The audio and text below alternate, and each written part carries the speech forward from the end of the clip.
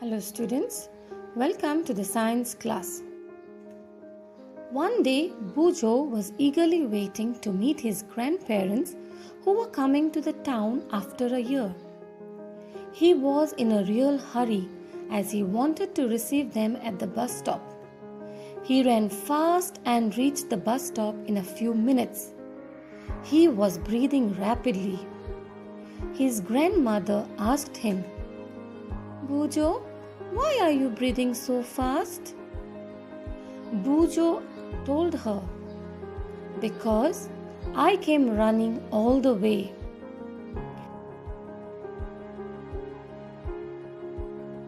But the question got stuck in his mind. He wondered why running makes a person breathe faster. The answer to Bujo's question lies in understanding why we breathe.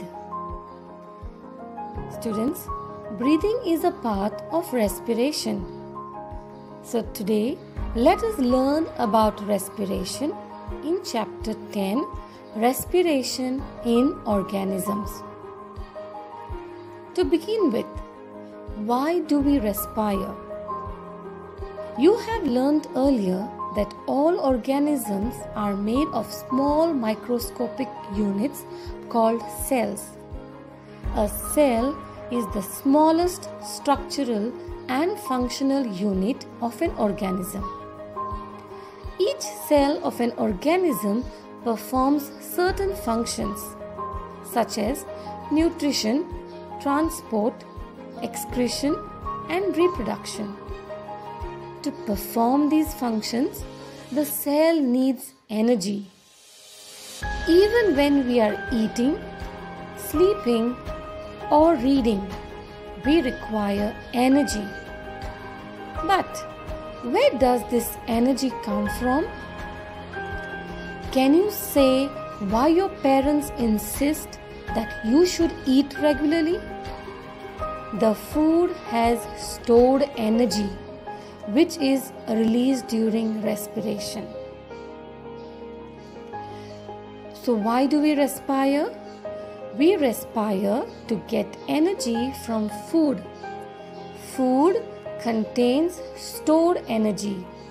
When we respire, the food is broken down in the cells of our body with the help of oxygen, and energy is released. So, what is respiration? Respiration is the process by which food, that is glucose, is broken down in the cells of the body with the help of oxygen to release energy. Since respiration takes place in the cells of the body, it is called cellular respiration.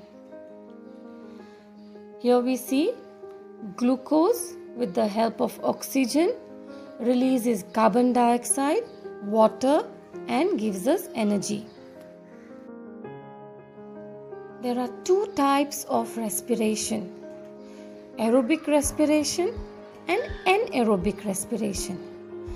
Aerobic respiration is the respiration in which glucose is broken down in the presence of oxygen to release carbon dioxide, water, and energy. It takes place in most organisms. While anaerobic respiration is respiration in which glucose is broken down in the absence of oxygen to release alcohol, carbon dioxide, and energy. Anaerobic respiration takes place in yeast. Therefore, students, in aerobic respiration, glucose is broken down in the presence of oxygen, which releases carbon dioxide, water, and gives energy. While in anaerobic respiration, glucose is broken down in the absence of oxygen, which releases alcohol and carbon dioxide and energy. You should also know that there are some organisms such as yeast that can survive in the absence of air. They are called anaerobes. They get energy through anaerobic respiration. In the absence of oxygen, glucose breaks down into alcohol and carbon dioxide, as you see given here on your screen. Yeast are single-celled organisms and they respire anaerobically, and during this process they yield alcohol. They are therefore used to make wine and beer. Look here, our muscle cells can also respire anaerobically, but only for a short time when there is a temporary deficiency of oxygen. During heavy exercise, fast running, cycling, walking for many hours, or heavy weight lifting, the demand for energy is high, but the supply of oxygen to produce the energy is limited.